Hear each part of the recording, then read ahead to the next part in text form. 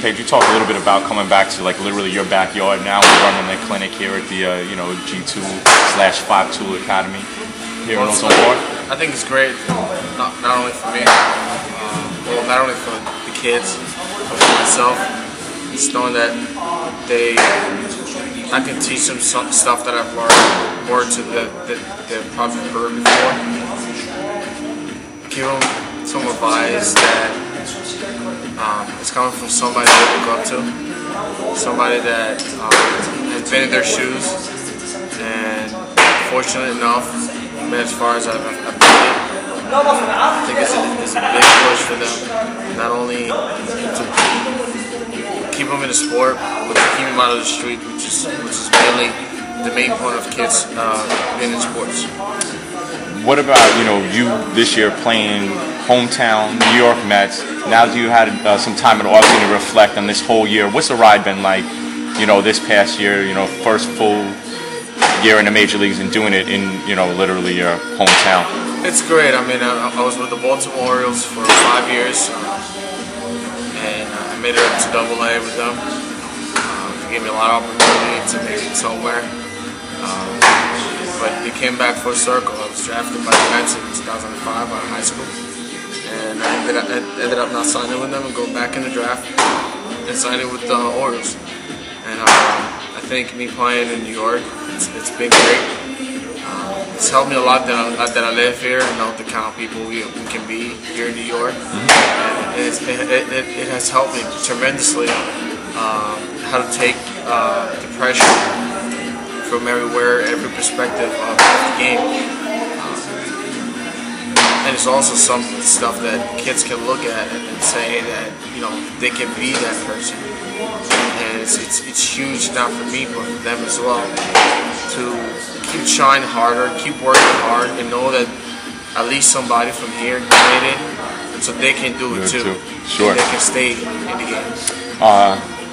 What are you doing currently in the off season to keep yourself in shape for spring training? Which is coming up a little less than 2 months from now.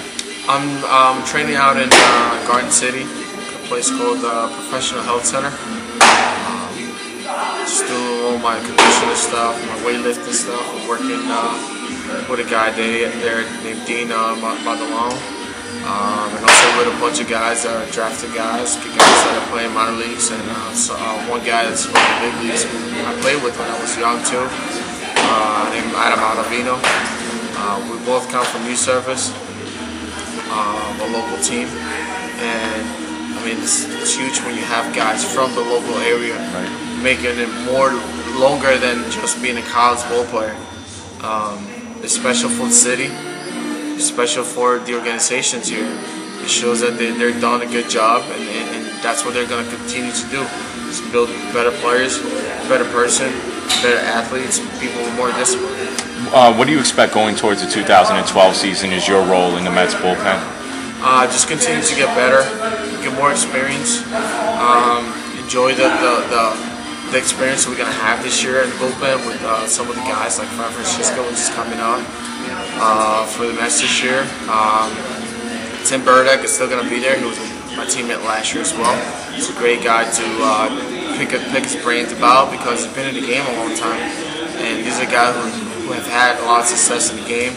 And those are guys who want to follow their role as what they are, what they have been, and continue to learn and get better. Who do you think helped you out the most this year with the Mets, either as a teammate or one of the coaches, in helping you adjust to life at the big league level? All of them did. I'm not going to say one particularly because all of them contribute to something that for my success this year. At the beginning, closer Francisco, he helped me a lot through the process of fixing my mechanics a little more, polishing it, becoming a better pitcher, how to prepare myself for every day. But then still calling with Dan Worthen, just keeping me in track. When I was having my downsides, Tim Burdick, he was the guy to keep me up, keep me in track, keep myself focused.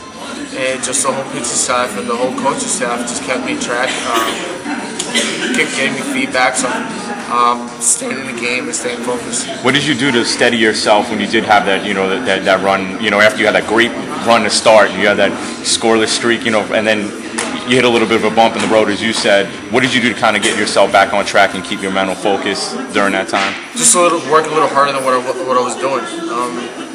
Mainly because I was doing so great, which I was keeping everything I was doing, and I was still keeping everything I was doing.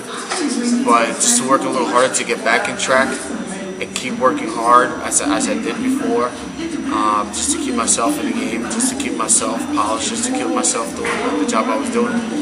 It's harder to stay than to make it, and that's a challenge every ball player has to go through to stay and have a longevity in the big leagues.